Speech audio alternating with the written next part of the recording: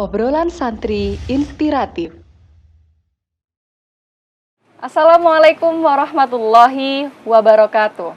Hai sahabat santri semuanya, berjumpa lagi dengan saya Dena Baladina Zaimuddin dalam podcast Oasis, Obrolan Santri Inspiratif.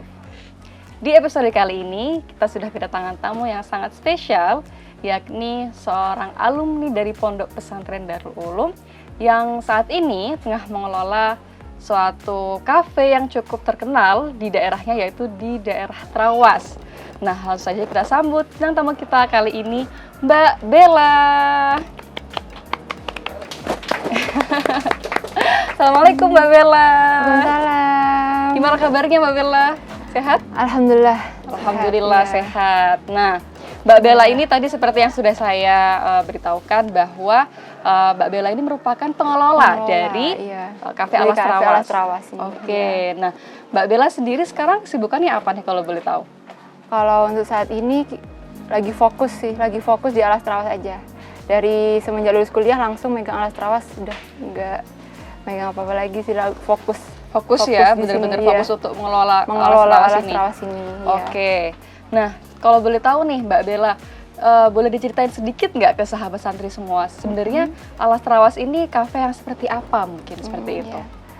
Kalau kafe Alas Trawas sendiri, ini dari untuk yang sekarang ini ya, untuk yang sekarang ini kafe Alas Trawas tuh kafe, tapi bukan cuma kafe, kita tuh juga resto. Soalnya kita menyediakan makanan juga.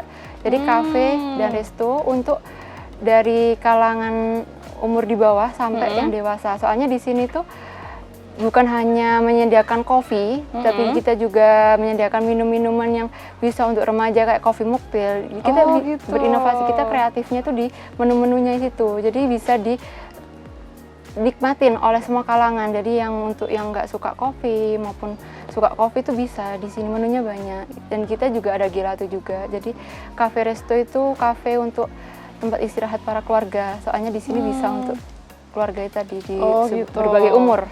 Jadi buat berbagai kalangan ya, nggak hanya anak muda aja atau orang tua aja. Jadi memang untuk kafe keluarga gitu, jadi juga keluarga sangat gitu, ini ya. Iya, resto juga. Kalau boleh tahu juga kapasitas untuk tampungnya berapa pengunjung nih kira-kira dari Kalau untuk Alas Trawas sekarang sendiri? ini kan COVID udah selesai ya. Kalau dulu COVID kan masih ada pembatasan, ditutup 50%, 20%, 30% gitu. Kalau sekarang kan udah normal gitu. Kalau diisi normal, kita memiliki bangku itu hampir 150-an lebih. Dan itu kan bisa diisi 4 lebih, minimal 4 lah. Minimal 4 lebih. Bisa menampung kalau orangnya hampir 900. Hampir 900 ya? 900 gitu. Wah, ya. berarti besar sekali nih sebenarnya. Alhamdulillah gitu. Alhamdulillah gitu. Dan emang konsepnya ini dibuat seperti di hutan di tengah gitu hutan. Ya. Soalnya ini dulu kan kebun soalnya gitu. Jadi kafenya tuh yang di depan itu gitu. Jadi tapi berkembangnya waktu udah hampir ke sini tuh udah mulailah renov yang sebelah sini akhirnya diperluas di sini gitu, lebih ke hutannya gitu. Jadi biar apa bedanya sama kafe-kafe yang lain, soalnya kita itu ya natural, jadi ini alamnya tuh nggak bikinan. Jadi ini tuh emang asli emang gitu. pure, emang ini tuh dulu tuh hutan, itu tuh kebun ya, ada hutannya, ada kebun yang dikelola juga.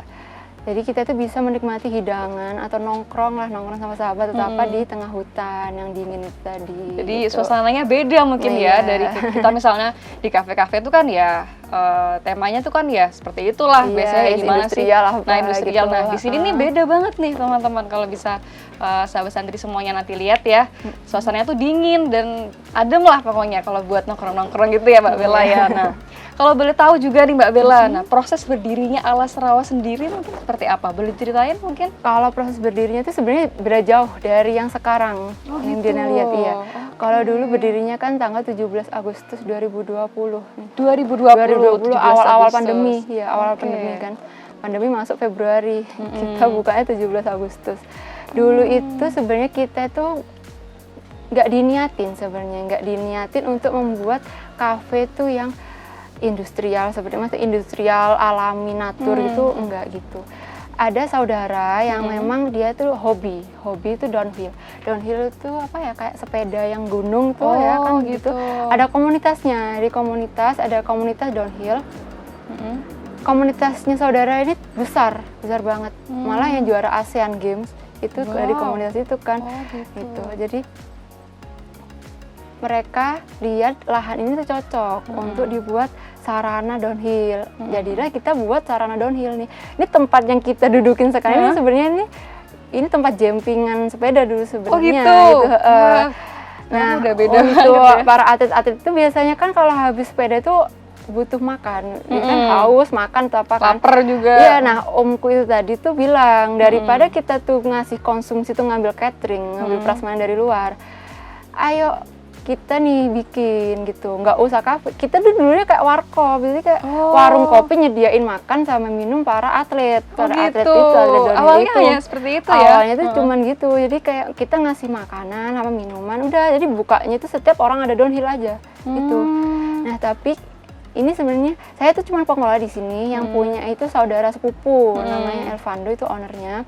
Nah untuk kakakku Elvando itu, dia tuh nggak mau bukanya setengah-setengah. Jadi kayak bener emang bukanya tuh menunya cuma menu buat para atlet downhill, tapi tempatnya tuh harus yang proper. Jadi ada konsepnya nih dari awal tuh kita udah ada konsep, ini harus ada konsep gitu. Jadi dibuatlah yang di dalam itu dulunya itu industrial. Jadi kayak bangunan itu gak ada dulu, itu kan ditutupin kayu semua kan itu. Di dalam situ tuh dulu itu ya udah industrial aja. Itu kan bekasnya gudang dulu tuh. Udah kita nggak ngerubah bangunan, nggak ngerubah cat atau apa ya, kita mungkin dekor cuma dikit gitu. Di dalamnya itu industrial. Terus ada tempat makan di outdoornya yaitu hutan itu, ya. makanya dinamain kafe Alas Trawas. Ya, bukan warkop Alas Trawas ya, kan kafenya diambil dari yang soalnya tempat yang di dalam udah proper, udah bisa dibuat kafe tadi. Nah Alas Trawas kan, alas kan hutan gitu kan, memang di tengah hutan kan ini. Ya udah itu di tengah hutan di Trawas gitu ya. Tapi pas setelah dibukanya itu downhill itu tanggal 17 Agustus itu, pasarnya tuh nggak sesuai sama ekspektasi kita. Kita mikirnya kan nanti, oh ini yang datang ini bapak-bapak yang suka sepedaan, yang suka olahraga atau apa, nanti mampirnya sini nih gitu-gitu. Enggak, ternyata tuh penerimaannya tuh alhamdulillahnya tuh meledak. Kalau misalnya kayak gunung tuh meledak gitu ya. Jadi rame banget. Kita kayak opening yang sangat proper, kayak kafe-kafe besar di kota. Udah opening yang sangat proper banget gitu.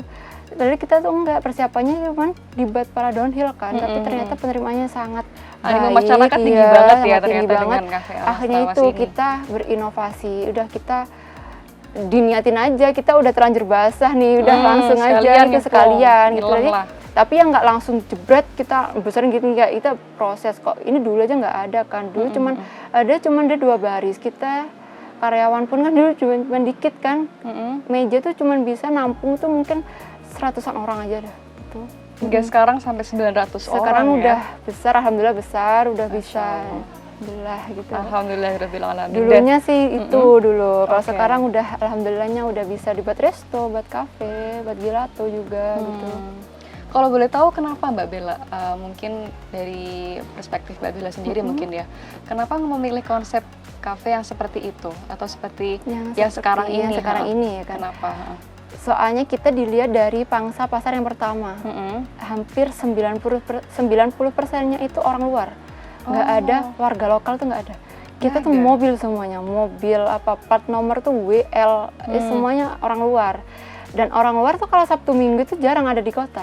Mereka tuh sering ke Trawas, maksudnya ya gak di Trawas, di Batu sering pun healing juga, healing lah kalau zaman sekarang ya kan. Bahasanya healing gitu. Sering healing atau apa, yang dicari itu naturnya, yang alamnya. Iya, alamnya itu. Nah, makanya itu kita itu menyediain nggak usah dibabat semua, nggak usah dibabat habis, kasih naturnya. Di sini kasih naturnya, jadi seolah-olah mereka tuh kayak camping di sini, makan di sini. Jadi dikonsepin seperti makan di alas gitu, biar orang-orang itu semakin berminat di sini kan, soalnya di kota mereka nggak dapat gitu. Oke, sangat menarik sekali ya cerita dari Mbak Bella tadi tentang bagaimana proses berdirinya Alas Trawas hingga bisa menjadi sebesar sekarang ini gitu. Dan dari cerita tersebut juga saya bisa menyimpulkan pasti banyak sekali suka dan dukanya kan Mbak Bella. Nah, boleh mungkin diceritain ke sahabat santri kira-kira apa aja sih suka dukanya dalam mengelola Cafe Alas Trawas ini gitu. Trawas, ya. Sebenarnya kalau misalnya dibicarain dukanya itu ya banyak banget lah ya. Namanya juga buka usaha, pasti itu udah naik pasti turunnya, ada aja ya, roda berputar gitu kan. Dilihat dari awal buka dulu kan, awal buka dulu itu kita itu nggak ada yang tahu, kita tuh semua itu buta akan dunia makanan, dunia pariwisata, kafean gitu ya? Itu kita buta semua, nggak ada yang tahu. Nggak ada yang tahu. Tapi kalau untuk menu atau apa tuh emang kakakku yang Elvando itu dia tuh kreatif, dia tuh sering lah kayak bikin menu tuh di rumah tuh sering masak apa, bikin minuman apa gitu. Dia bisa kalau bikin menunya mah maksudnya kita masih kebantu lah dengan itu. Tapi kan dengan sistem dengan apa. Cafe ini tuh dibangun tanggal 17 Agustus. Saya tuh baru dikasih tahu tuh tanggal 14 Agustus. Dimana itu udah H-3 sebelum pembukaan. H-3 sebelum pembukaan gitu ya. Dan relasinya kita di sini tuh besar, tinggi. Itu ngundang Pak Camat, Pak Bupati, apa. Jadi upacara 17 Agustus di lapangan ini, di lapangan depan gitu. ini. Iya, di lapangan depan ini. Jadi undangannya itu udah lebih dari 200 itu udah kan, lebih dari 200. Itu udah buta, semua udah nggak ada yang tahu sistemnya, kita itu nggak ada yang tahu apa. Jadi kita itu udah mulai dari nol. Iya, udah mulai dari nol. Terus teman-teman yang bantu emang banyak, Tapi kan maksudnya tuh nggak semuanya tuh tahu emang di sini tuh ya kan. Terus di sini kan masalahnya itu juga kita tuh buka di sini di desa sama kota tuh beda. Orang desa itu kalau dibukakan kafe seperti ini, bayangan mereka itu warung kopi. Jadi kayak apa menu di Alas Trawas, misalnya kopi nih, mau ngopi di Alas Trawas. Pikirannya mereka kopi ya kopi tubruk kapal api, kopi tubruk, gitu. Kopi itu kan. Jadi kalau misalnya mereka itu dikasih menu nih di Alas Trawas, bener ada menunya kopi tubruk atau kopi susu atau apa, tapi kan beda kan rasanya. Beda. Jadi itu penerimaan di sini tuh dulu itu diterima sama orang luar, sama orang kota itu tadi, tapi di daerah sini, di warga lokal tuh mereka kurang paham. Soalnya kan makanya itu kita tuh PR-nya di sini tuh susahnya tuh mengedukasi masyarakat itu tadi. Sekitarnya. Iya, kopi itu luas. Ada namanya kopi yang dari Italia yang kayak kopi americano atau apa yang ada di sini itu kan.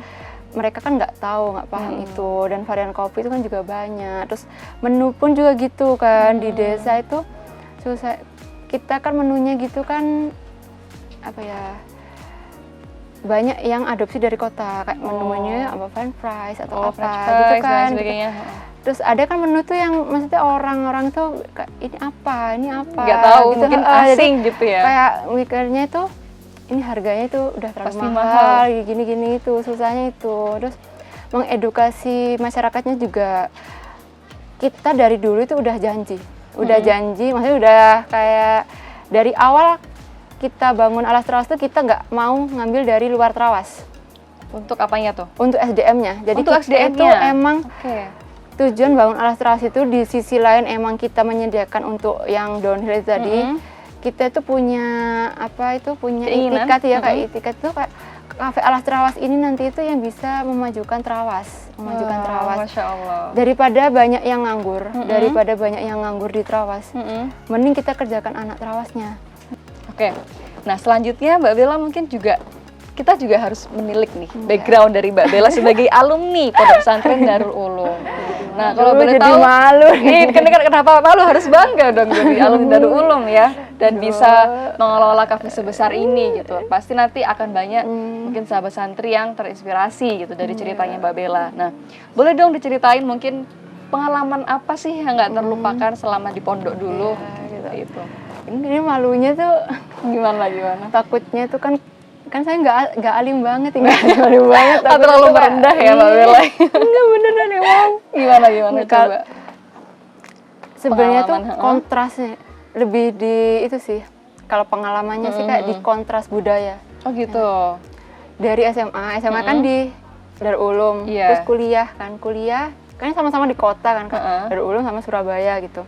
Terus habis lulus jebret langsung di sini megang usaha, megang karyawan sebanyak ini. udah budayanya kan beda banget itu. Pasti itu udah tekanan yang saya alamin sendiri itu pasti kan besar kali udah besar banget itu kan.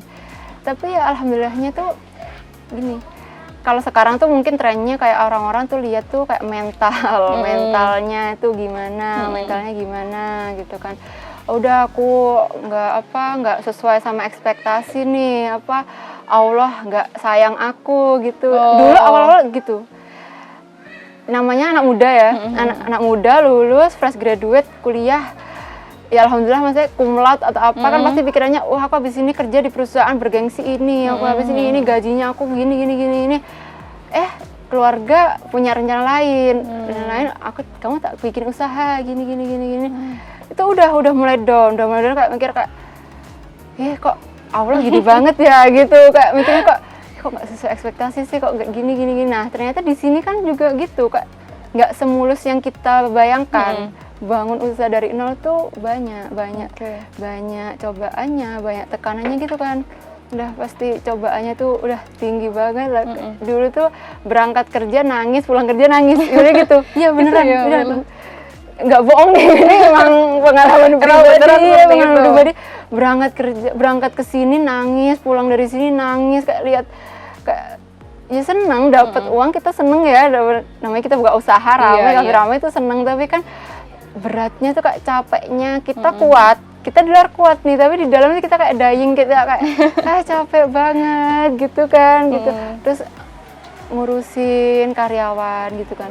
Ngurusin karyawan itu ya itu bener, kita lebih baik ngoperasin kayak kamera, kayak robot, kayak apa, lebih baik itu daripada kita menghadapi ngatur orang. Kayak kita yang ibaratnya robotnya kita tuh karyawan, ini nggak ada yang bisa nih, kita misalnya kontrol A gitu ya, udah nggak bisa ngeblok semua, pasti ada yang kelonjatan atau apa gitu. Kalau orang tuh susah banget gitu, ngurusnya kan susah. Nah dulu pas masih kuliah ya, kalau masih kuliah tuh sering lah, namanya juga anak muda yang apa gitu kan, sering lah kayak curhat-curhat apa gitu, aware banget lah sama mental gitu kan. Masih sering kayak konsul-konsul atau apa gitu. Tapi namanya juga di desa, aku udah diturunin di desa, harus siap ngadepin ini itu, jauh dari mana, udah jauh dari mana-mana, circle gak bisa milih. Maksudnya kita udah circle-nya udah di sini nih, mau masuk ke circle-nya di luar, teman udah sibuk semua, mau nggak mau kan di sini. Kadang itu kan juga ada yang nggak cocok atau apa gitu kan. Udah, jadi apa yang tak dapetin di pondok itu apa coba? Ya maaf ya, takutnya tuh soalim atau apa. Tapi emang beneran aku lakuin sih di aku. Aku tuh dulu pas masih awal-awal megang ini, aku tuh marahnya tuh nggak terkendali. Sering banget marah sampai nangis, marah apa. Habis marah tuh nangis, habis marah nangis gitu. Habis marah karyawan tuh tak marahin tuh, bener-bener tak marahin. Ada karyawan habis tak marahin tuh nangis, nggak mau kerja seharian. Ada yang pernah sampai kayak gitu. Tapi habis nangis tuh, habis marah tuh aku nangis gitu. Aku kira, kok aku nggak bisa ngontrol ya, kok aku nggak bisa ngontrol emosiku ya, gini. Tapi semakin kesini tuh aku nyoba konsul nih ya. Ya bukannya soalnya itu apa ya, maksudnya aku konsul, aku bedain konsul ke psikolog, psikiater. Ya ada temanku banyak yang kuliah tuh jurusan psikolog apa ya. Aku curhat ke dia atau apa gitu kan. Ya aku kok capek banget ya, kok ngerasain ini, aku kok merasa kosong, aku merasa apa gitu. Tapi masih belum lega aja gitu, walaupun dari sana itu ada yang dapat kan motivasi gitu kan. Udah tak lakuin kayak ngontrol dirinya, mungkin kayak apa ya namanya itu, kayak bertapa atau apa gitu ya kan, maksudnya kayak healing dengan diri sendiri gitu. Aku masih kurang aja gitu. Tahu nggak apa yang aku lakuin? Aku inget itu dari Pak Ustadz yang di asrama, kan aku dulu asrama Muzam, ada salah satu asrama Muzam tuh. Ustadznya tuh ada yang ngomong, maksudnya kalau misalnya kamu tuh emosi, coba deh lakuin di diri kamu sendiri. Kalau habis sholat tuh kamu doain siapa? Ya kan aku jawab, maksudnya doain orang tua, doain apa gitu kan. Kamu nggak pernah Al-Fatihah buat diri kamu sendiri. Pernah aku walaupun masih udah lulus ya, pernah sekali gitu konsul kan, maksudnya kok aku capek ya Ustadz ya, gitu. Ya itu dibilangin, kamu nggak pernah Al-Fatihah buat diri kamu sendiri. Kayak ya udah kayak khususon buat bela lestanya, ceritain apa yang kamu alami. Habis itu Al-Fatihain biar kamu itu kuat, biar kamu apa. Terus nanti namanya orang, namanya karyawan tuh beda-beda emang. Ada orang tuh nurut ya kan, ada karyawan tuh nurut, ada karyawan tuh yang bandel banget disuruh masuk jam 7 masuknya jam 8 ngapa gitu kan. Emang bikin emosi atau apa, tapi redam dulu. Nah kalau misalnya nggak bisa diredam itu, coba deh baca Al-Insyirah 7 kali, itu dipegang-pegang dadamu itu. Beneran aku lakuin itu selama, kan kurang lebih 2 tahun kan ini. Bang itu udah nggak pernah aku, yang namanya maksudnya tuh kayak healing, aku capek, aku capek nggak mau ngurusin yang ini. Udah jarang aku kayak gitu, soalnya itu tadi aku, alhamdulillahnya itu aku dapat siramannya tadi, nggak cuman kalau di psikolog kan mungkin itu teori semua ya, Iya. pasti itu teori semua. Nah tapi di pondok itu aku kebantu sama teorinya yang di dalam hati, segi spiritual, mungkin spiritualnya. seperti itu. Jadi ya alhamdulillahnya itu. Mungkin kalau misalnya aku nggak mondok ya dulu ya, mungkin aku nggak mondok kan, keluarga kan juga religinya tuh kuat banget, tapi religius banget. ya namanya anak kecil ya, anak muda tuh aku tuh susah banget diatur dulu. Pokoknya aku susah banget disuruh ngaji, susah dulu tuh. Iya. Mungkin kalau emang aku nggak dimakin pondok, mungkin aku sekarang nggak kuat deh kayak gini, mungkin udah depresi. Justru mentalnya sudah ditempa sejak di pondok. Malah aku mikirnya, gitu. oh ya bener sih, aku kuat kayak gini tuh. Ngamalinnya dari situ emang. Oke. Kalau memang buat diri sendiri nggak bisa aku, walaupun sama dokter misalnya, nih kamu kuat minum obat tidur ini misalnya, kan kayak banyak kan artis-artis nggak bisa tidur, nggak bisa apa. Ya aku ngerasain nih yang dilakuin, yang dialamin sama itu, yang dialamin sama para artis-artis sungguh itu, aku ngalamin udah aku Gitu ngalamin ya? aku. Oh ya emang bener nih artis-artis tuh emang kayak Stres, capek, dan lain gak ada sebagainya, istirahat, gak ada depresi. apa, dia bisa tenangnya itu dari psikotropika itu. Nah, mungkin kalau misalnya aku nggak mondok itu aku emang kejebak di situ gitu. Tapi untungnya ya mondok alhamdulillah dulu. banget gitu. Kemarin kan ketemu Umi Ita ya asrama Muzam itu. Ya gitu, aku cerita gitu, mikir ya Allah, ya alhamdulillah gitu, aku di situ dilatih sabar gitu. Oh gitu, iya. Susah banget dulu, aku tuh emosian sekali. Jadi ada banyak sekali mungkin pelajaran-pelajaran yang mungkin bisa diaplikasikan Mbak Bella ketika di pondok dulu. Iya, di pondok dulu di kehidupan sekarang gitu. Kita harus diwajibkan banget, kita itu harus berkeluargaan ya. Maksudnya kita nggak bisa kan sendirian gitu. Kalau di rumah dulu sebelum mondok, di rumah itu aku tuh sendiri. Maksudnya nggak sendiri, ada temen, tapi aku tuh lebih seneng sendiri gitu. Aku misalnya disuruh milih nih, ini ada temen nih mau keluar kemana, ini ada temen nih ditemenin ini gitu kan. Aku lebih milih aku berangkat sendiri, aku lebih milih aku di kamar aja sendiri daripada ditemenin temenku, HP-an sama temenku, enggak, aku lebih sendiri. Nah tapi kan aku di pondok itu diajarin, ya nggak diajarin, emang diwajibkan kan, kita harus sama-sama kan, kita ngelakuin apa aja sama-sama, keluargaan, kamar mandi aja berbagi kok, ya kan, kalau berbagi bareng-bareng nah, kan. itu tuh aku megang alat trawas ini tuh kebantu banget nih sama yang di asrama. Di sini kan kita nggak bisa, ini kafeku ya kamu harus nurut sama aku, nggak bisa kayak gitu dong, walaupun mereka karyawan ya kan tetap aku tuh harus mikirin mereka semua. Ini nggak bisa kalau misalnya pakai konsepku, nggak bisa maksain ya aku, terlalu otoriter. Iya terlalu otoriter gitu. Makanya aku kebantu banget Kak.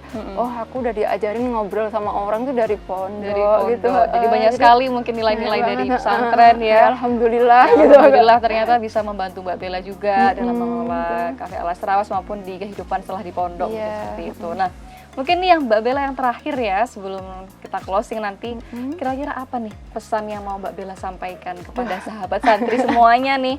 Mungkin yang pengen juga mau punya cita-cita juga, kepengen bikin kafe, kepengen ngelola kafe, ataupun cita-cita yang lainnya, mungkin kira-kira apa pesannya buat sahabat santri biar makin semangat gitu? Dan mungkin di pondok ini biar jadi ada motivasinya gitu kan. Monggo disampaikan. Aduh kayak bikin quotes gitu ya. Boleh apa aja deh, terserah Mbak Bella deh. Nah, ini yang work it buat aku ya, kayak maksudnya work di aku. Gimana? Dulu aku tuh kepaksa. Dulu aku megang ini kepaksa. Oh gitu. Iya. Ya namanya juga orang tua punya usaha, maksudnya punya dana, punya keinginan, mereka punya uang bangun ini. Tapi kan nggak disesuaikan dengan keinginan kita, gitu kan. Gitu. Awalnya kan kita kepaksa nih. Megang ini aku kepaksa banget dulu, makanya berangkat kerja nangis, pulang kerja nangis dulu. Tapi lama-lama itu aku mikirnya gini, coba kalau dulu itu aku nurutin apa mauku, yang sesuai keinginanku, bukan Sesuai keinginan passion, takdirnya Allah gitu. Mungkin aku nggak bisa segede ini, mungkin aku nggak bisa sedewasa ini gitu. Dulu aku mikirnya anak lulus kuliah, pengen kuliah di luar, kerjanya di luar, gajinya gede gini. Kerjanya di korporat. Kerjanya di korporat gini, kerjanya nggak besar banget soalnya nggak megang karyawan nih gini. Kita kerjanya sesuai sama yang di itunya aja, di job desk-nya aja gitu-gitu. Mungkin aku nggak bisa sesabar ini, mungkin aku nggak bisa mau dibilang hebat ya nggak hebat, maksudnya sebisa ini, sekuat gitu. ini, sekuat hari ini gitu. Jadi kalau pesan buat anak-anak muda saat ini yang mungkin sekarang tuh lagi galau, lulus kuliah mau ngapain, nggak keterima di UNER, kuliah di mana, apa gitu, nggak keterima di univ impiannya gitu, harus ngapain? Jangan anggap gitu. tuh yang kamu inginin tuh itu yang terbaik buat kamu. Jangan anggap jalannya Tuhan itu buruk banget buat kamu. Jangan sesekali anggap itu Allah tuh jahat banget sama kamu. Soalnya aku dulu gitu, aku kayak mikir, Tuhan tuh jahat banget, aku tuh nggak sayang banget aku gitu. Itu dulu ya, mungkin dulu banget seperti ya itu. kayak gitu. Jangan batasin diri sendiri. Mungkin emang yang ditakdirin Tuhan itu emang itu yang terbaik sama kamu. Kapasitasmu itu lebih dari apa yang kamu harapin. Misalnya aku pengen kan dulu kerja di korporat. Mungkin emang Tuhan tuh lebih tahu kapasitasku itu lebih hebat daripada aku kerja di situ. Mungkin aku itu lebih kuat. Kemampuan yang aku miliki itu lebih gede, dan itu tuh bisa dijalanin di takdirnya Tuhan ini gitu. Jangan dibatesin. Makanya aku sering ngomong ke karyawanku itu, jangan batesin diri kamu. Kamu kasir, belajar bikin kopi. Kamu barista, belajar ke keuangan di itu. Karyawanku itu rolling. Oh gitu ya? Iya. Jadi misalnya ada anak yang harus dipaksa untuk bisa menguasai berbagai hal. Kalau jabatannya, job desk-nya itu tetap satu. Misalnya ada anak nih yang kasir, itu tetap dia kasir, emang kerja di situ ditanya kerjanya apa, kasir gitu. Tapi kalau misalnya suatu saat ada yang nggak masuk, misalnya ada yang nggak masuk, terus di desa tuh susah banget kan freelance. Kalau di kota mungkin banyak ya yang anak SMK atau apa, misalnya magang lah gitu. Magang tuh kan banyak ya. Di sini tuh susah sekali. Nyari anak freelance tuh susah. Jadi mau nggak mau tuh harus dibantu sama anak yang lain nih, gitu. Jadi aku nggak mau batasin anak. Dulu ada salah satu karyawan tuh anaknya tuh kayak kolot banget, kayak passionku nih di sini, nggak mau aku diginiin di sini. Ya udah tak biarin. Tapi lama kelamaan dia tuh sadar, emang kayak, oh iya kalau aku meganya waiters doang tuh aku cuman bisanya nganter kopi selesai, nggak bisa berkembang. Tapi sekarang anak Alas Trawas, karyawan Alas Trawas tuh semuanya tuh job desk-nya tuh general. Bisa dihandle semua. Kayak kemarin tuh ada yang nikah gitu kan, kasirku nikah. Anak snack masuk ke keuangan. Aku bikin kan, namanya akuntansi ya emang susah ya. Kayak pembukaan keuangan susah, tapi diajarin sedikit demi sedikit. Jadi dia tetap di snack. Sebelum karyawanku yang itu cuti, dia pas sepi gitu tak ajarin. Ini ya, kamu kalau misalnya nutup itu gini. Terus baristaku juga gitu. Tak kasih tahu, kamu itu jangan pelit ilmu. Anak buahmu itu, kalau anak yang baru masuk kan semuanya waiters, masih belum boleh masuk di bar. Tapi aku tuh nggak suka kalau misalnya kayak anak bar itu tuh kayak senior banget gitu, nggak mau ngajarin yang lain gitu. Aku sering banget marah gitu. Kamu jangan pelit ilmu. Anak-anak ini tuh ajarin. Kamu nggak tahu kamu besoknya tuh kenapa. Kamu nggak tahu loh besok itu kamu sakit atau apa. Nek misalnya kamu itu besok sakit, siapa yang ganti? Aku yang ganti. Kan ya nggak mungkin gitu kan. Anak-anak tuh ajarin semuanya. Jadi waiters kayak anak-anak ini ya yang nganter-nganter itu bisa bikin ini semuanya bisa. Bikin snack, kalau snack kan goreng atau apa ada plating gitu juga. gitu. Ini salah satu minumannya itu kayak bikin gini kan juga susah kan. Kita lihatnya aja kayak dulu sebelum aku masuk terjun di dunia bisnis ini, kayak mikirnya alah ya udah buka resep, buka apa, udah aduk-aduk jadi gitu kan. Enggak, ternyata padahal ada feeling juga ya. Iya, kayak ini kalau misalnya ininya itu kayak takarannya salah aja udah gak bisa nih, layar udah langsung gitu. Ambles gitu, gak bisa gitu. Makanya kayak anak-anak itu tak suruh belajar semua. Nggak boleh, jangan batasin diri sendiri emang. Dan jangan kerja itu gara-gara kepaksa. Kayak kepaksa tuh ya udah aku kerja aja biar dapat gaji, habis itu pulang. Enggak. Kamu kalau misalnya gitu, kepaksa gitu, pasti ada aja masalah. Yakin deh. Aku dulu kepaksa banget megang ini, ada aja masalah. Kayak apa, komplainan apa, menu masakan belum dapat, kayak ada aja masalah yang tak hadepin gitu. Tapi lama-lama kayak aku udah ikhlas, kayak aku udah sayang gitu ya, udah ikhlas, udah sayang banget, mencintai pekerjaanku itu. Sama Allah ditunjukin, ini loh, dimudahkan iya, lah mudah semuanya. loh, ini loh yang aku berikan ke kamu ini lancar loh, enak loh, lebih enak kamu megang ini loh daripada kamu ambil pilihanmu gitu.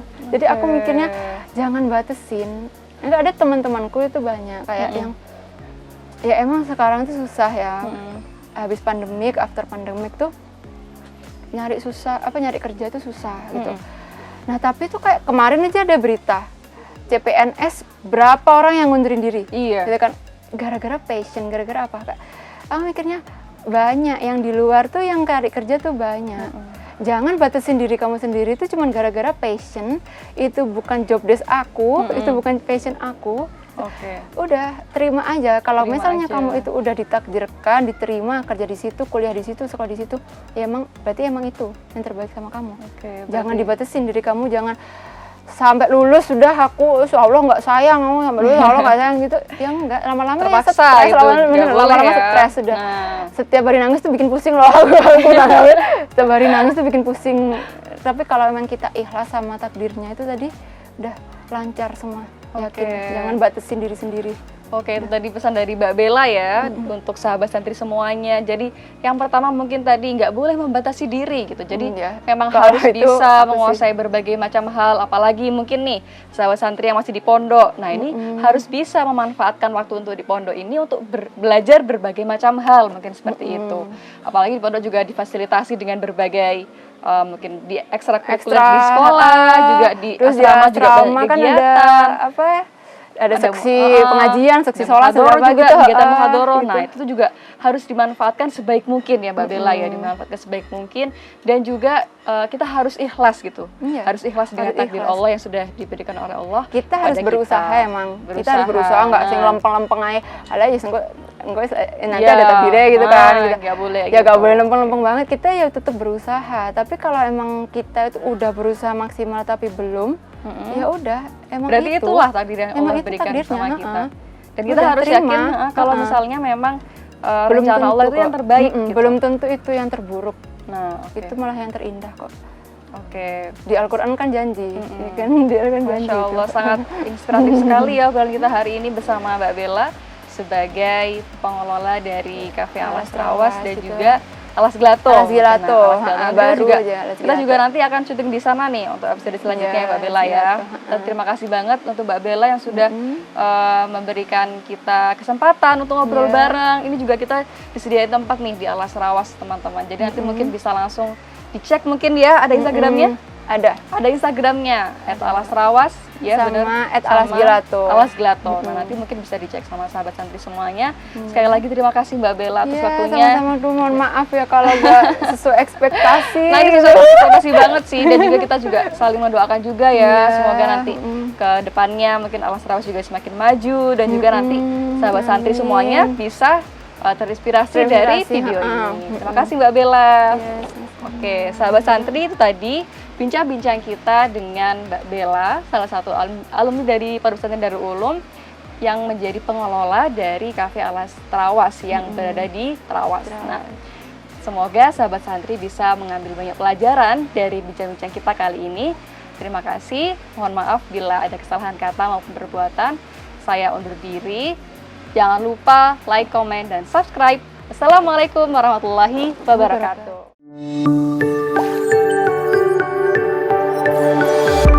Oasis, obrolan santri inspiratif.